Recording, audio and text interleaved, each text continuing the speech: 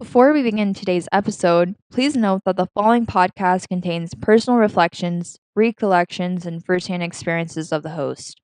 The views, opinions, and timelines expressed in this episode are solely those of the host based on her lived experiences and personal documentation. They do not constitute formal legal or factual accusations against any specific individuals or institutions. Listener discretion is advised. I recently shunned my brother a couple months back, and he was going through a really hard time in his life. And instead of sitting there helping him, I blocked him and basically called him crazy.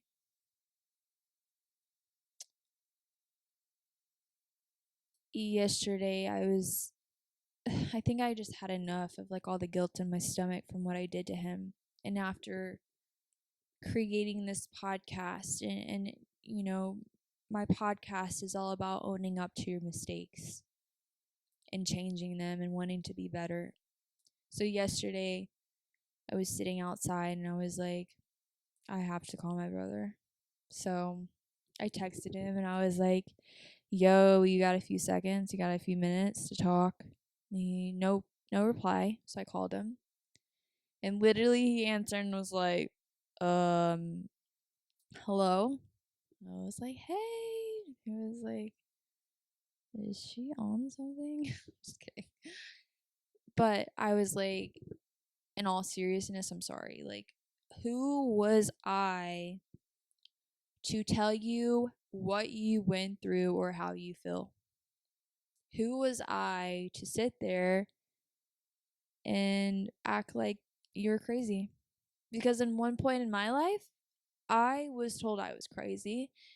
I was crazy and mentally unstable and not capable of raising my children by myself. And instead of helping my brother, I shunned him. And,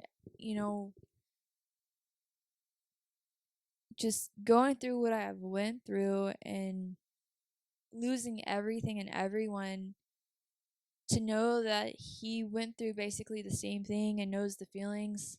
Like we don't really know like what he went through, but like just to know that he could kind of resemble the situation that I've been through was crazy. And to know that I literally did what other people did to me, how hurtful.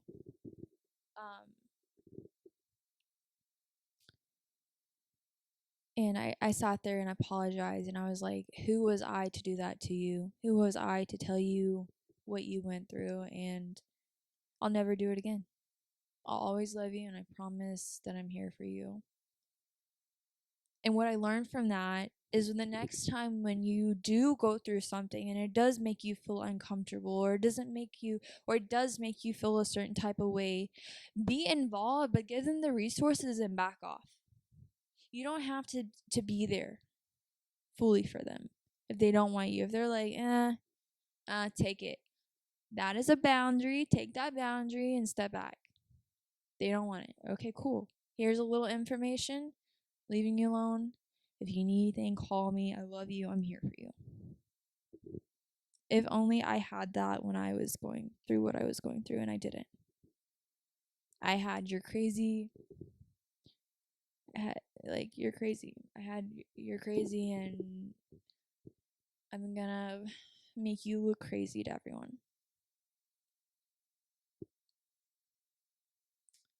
So, but man, if you lost everything tomorrow, who would you have? Who would you have to count on and be there for you? Would you even have yourself? And that is a huge thing, because when I was going through all of these all this traumatic stuff, I didn't even have myself. And I think that's where it really got like deep for me. So if you need those resources, reach out because I will get you whatever you need. I'm here to help you. I'm here to help everyone. Nobody is the same. Everybody is different. Every walking person is different. Nobody is the same. We need each and every person on this earth because we are all different. And we are all so special. We are all special and unique in our own way. And I can't do things that you can do. You know, there's maybe some things, but I can't do fully everything that you do. I mean, that's where we support each other in those gray areas. So, again, thank you so much for taking the time out of your day to even listen to me. It's just an honor to even have a community now. Um, and I hope to grow with you.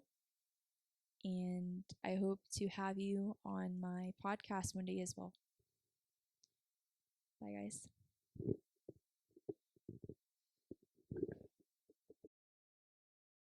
I want you to close your eyes.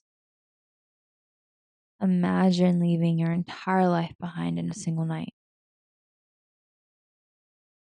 Imagine walking out of a house fully furnished, full of clothes, toys, and memories, leaving it completely exactly as it was.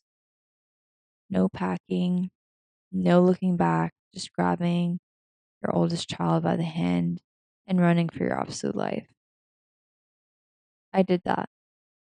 I walked away from a toxic marriage, toxic relationships, domestic violence, in a world where I was just introduced to things no woman should ever have to endure.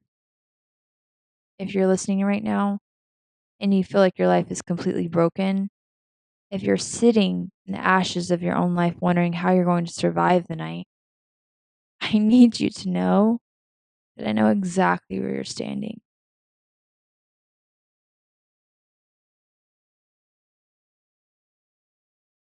But I'm not recording this podcast from the inside of that wreckage.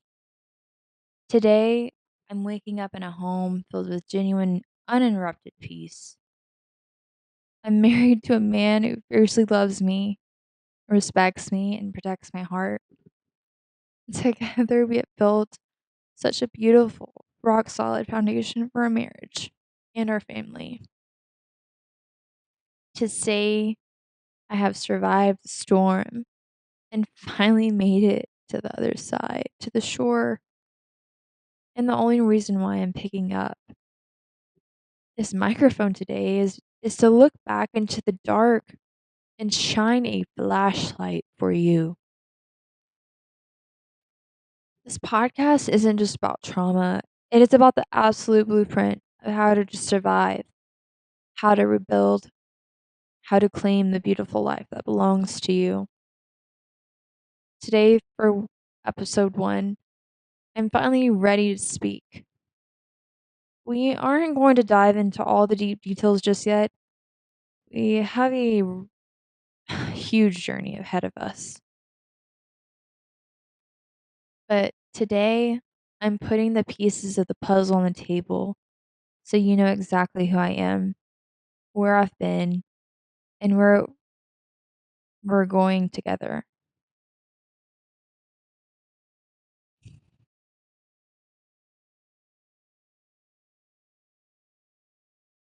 Over the course of this podcast, we're going to unpack things that many people are too afraid to say out loud. I'm going to take you inside the moments that tested the absolute limits of my survival. We'll talk about growing up with childhood abuse, those early wounds, and how they quietly blur your vision as an adult, leading you right into a toxic marriage. We're going to speak honestly about the hidden sicknesses that destroy families from the inside and out, including the reality of navigating severe porn addictions under the roof of my both my childhood home with my father and later inside my marriage with my ex-husband. I'm going to share the reality of being introduced to the world like camming and dancing by someone who was supposed to protect me. Back in 2020, while we're still married, my ex-husband introduced me to that lifestyle, and I became a dancer. At the time, I didn't see the trap. I didn't see the deep, suffocating depression that would follow. But I also want to talk about the power of a mother's hustle. From 21 to 23, I was a single mother. I gathered the courage to take my children, leave my ex, and walk out of a run-down trailer that my children still call today the cockroach house. He did not support me for the first 6 months of leaving him. I used dancing and worked 2 jobs to place my children into a beautiful, safe home. I did that on my own 2 feet because my babies had to eat. But I need to tell you something critical about just about the power of healing. The absolute moment I met my current husband, I completely stopped dancing. I walked away from that world forever because true, safe love showed me that I no longer had to survive in the dark. I was finally in a place where I was safe enough to step into the light. During those single mother years, I had to navigate the exhausting reality of an ex-husband who wouldn't support his kids financially, but would use the custody as a tool for harassment, making me just uncomfortable, completely inappropriate demands for sex in exchange for watching his own children over the weekend multiple times. And it wasn't until 23 when he met his new wife that he finally left that trailer himself and moved into a home. Can you guess whose?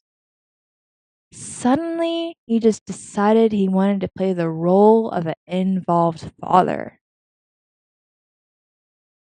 But let me tell you, the financial and the mental manipulation wasn't just happening at home. It was happening at work too.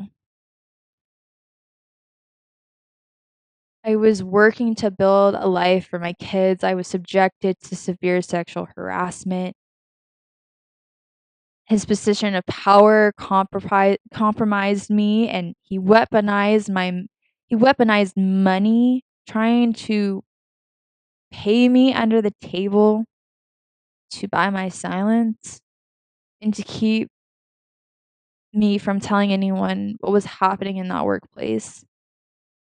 I was trapped in a cycle of, like, this survival, completely unaware that he was hiding an entire double life. It wasn't until May of 24 that the truth shattered. I found that he had a whole wife, but it didn't come to light naturally.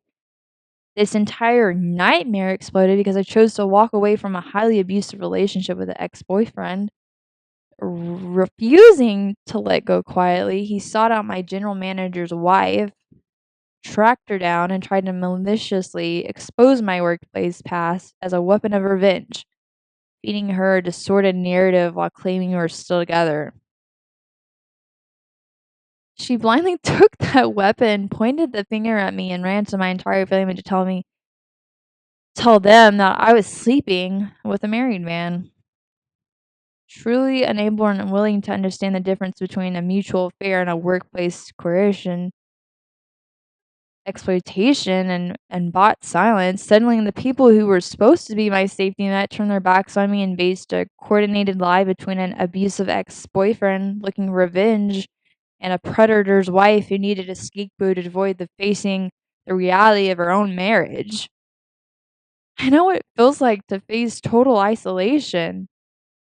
And that brings us to the terrifying isolation of January 23 when my world completely fractured.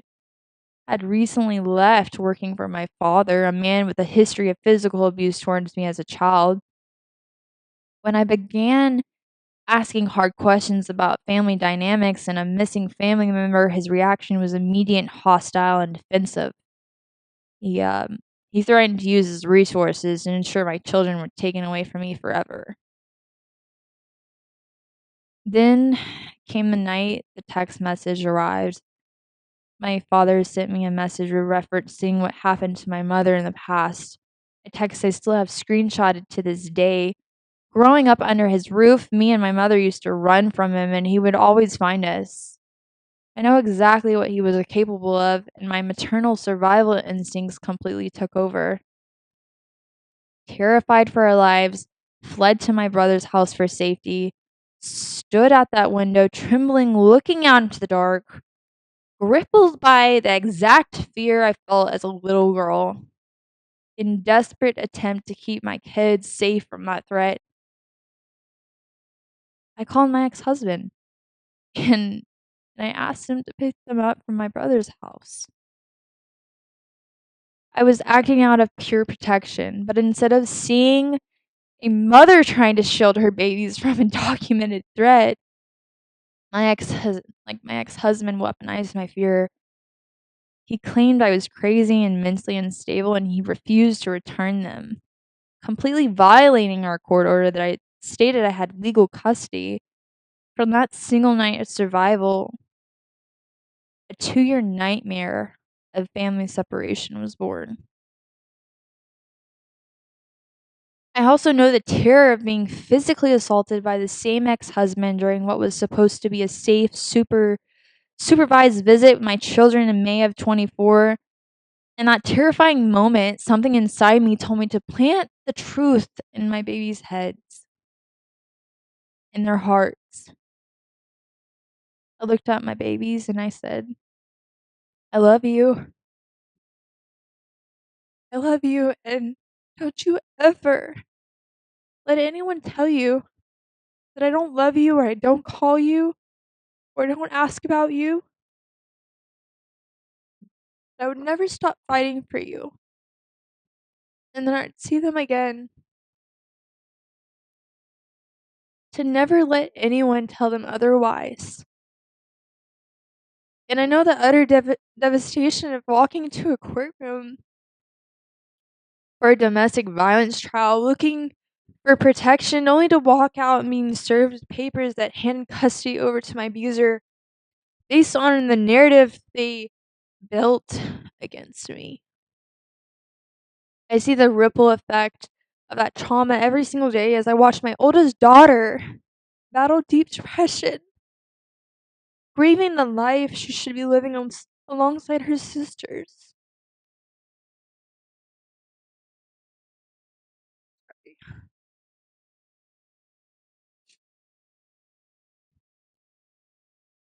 And on top of all that physical separation, there's this silent warfare of the narrative. I know what I know what it feels like to have an entire family believe the lie that you abandoned your children. Well, the reality is that you're calling every single Sunday at that exact mandated time they demanded you because they don't want you calling their phone anymore.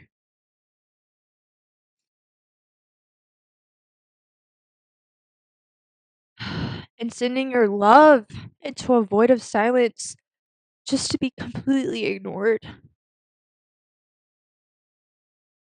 And they weaponize that silence. They create, they created to paint you as a villain. They painted me as a villain. But his family doesn't want to know about the abuse. They chose to close their eyes to the truth because it's easier to look away than to hold an abuser accountable. And the silence doesn't just stop with his family, guys. It lives under his roof. I know the chilling reality of an assault where his wife stands by and watches you get hurt.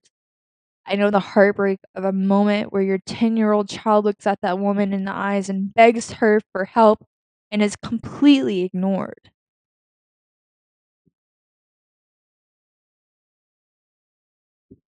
They want me to stay silent so bad.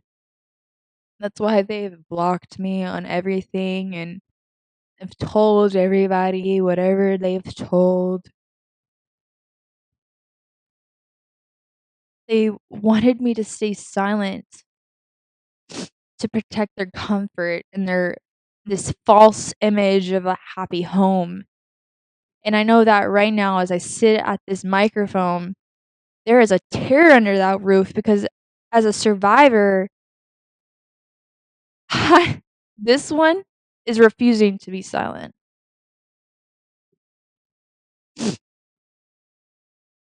They're scared of this podcast because the truth threatens the narrative that they've built. But but they can ignore a child's cry and they can try to bury the past, but they cannot stop a mother who has found her voice.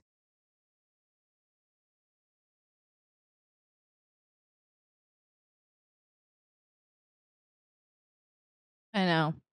I know that everything I just listed sounds like a movie, and I know that under their roof they're telling people I'm crazy and unstable and that I simply abandoned my kids. But here's the difference between a rumor and a receipt. I'm not speaking from a place of emotional chaos. I'm speaking from a place of documented fact. Every text message from my father about my mom is screenshotted and backed up. Every ignored Sunday phone call is logged on a certified phone bill. Every court order they violated is certified and stamped by a clerk, and every single violation is backed up by black and white proof. We're going to unpack the emotion on this podcast because we're going to ground it into the cold, hard receipts. Because you can lie to a family, you can lie to a new wife, but you cannot lie to a paper trail.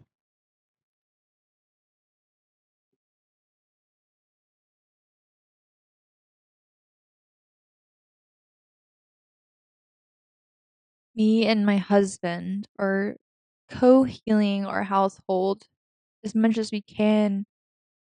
And when you have a daughter that is going through a depression, it's not easy to co-heal with another man when your child is so scared to love that man because she was abandoned by someone who she grew up with, who raised her for 8 years.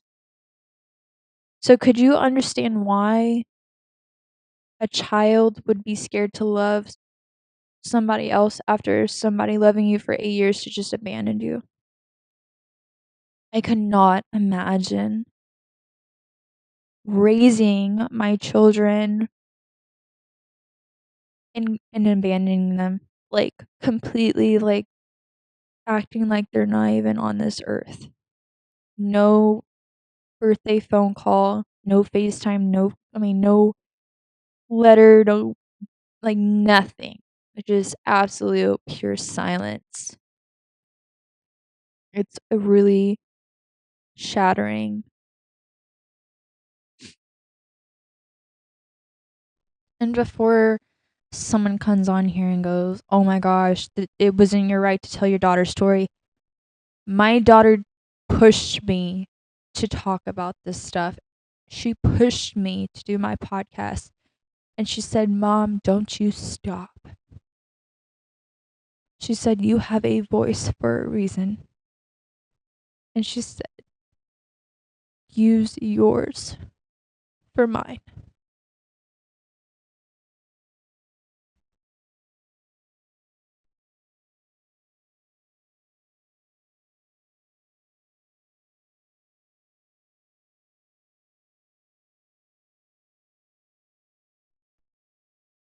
Nothing in this world prepares you for the heartache that you go through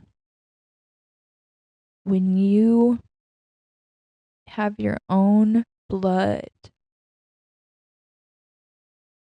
when you have your own babies that you've delivered taken away from you.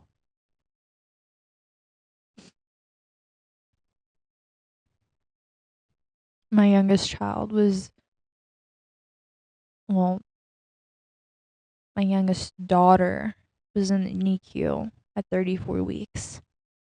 And her heart would stop. And I never, for a month I was just wondering if she would even ever go home with me. And I stayed there from the time they opened to the time they closed. They kicked me out. And this is the time during COVID. Well, after, like, right after COVID actually, but they're still like mandating like just precautions or whatever. And I was there from the time I could be there to the time they, I could, leave. And I just prayed over her every day. The strength for her to continue living. And so as I sit here going through life and navigating, if I can sit there and tell my own daughter to keep that strength and she survived, I can too.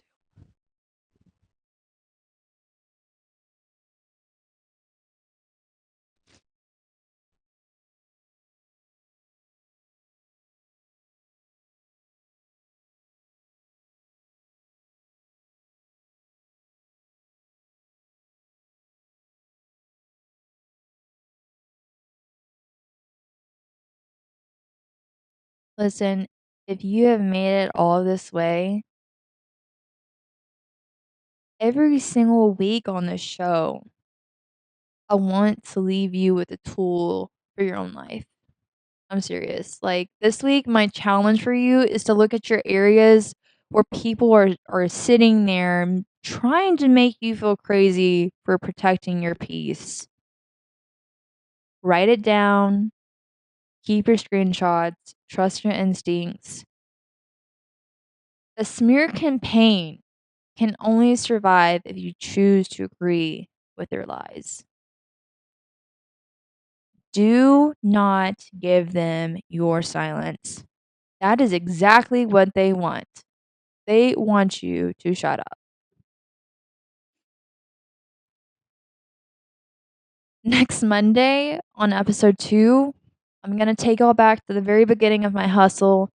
We're going to unpack the reality of 2021, exactly how I took my kids out of that rundown trailer, working 2 jobs, balancing dancing, and from there building a beautiful home completely on my own. I'm going to show you how to find your own blueprint for independence. Thank you from the bottom of my heart for listening to my very first episode of Who Asked Red.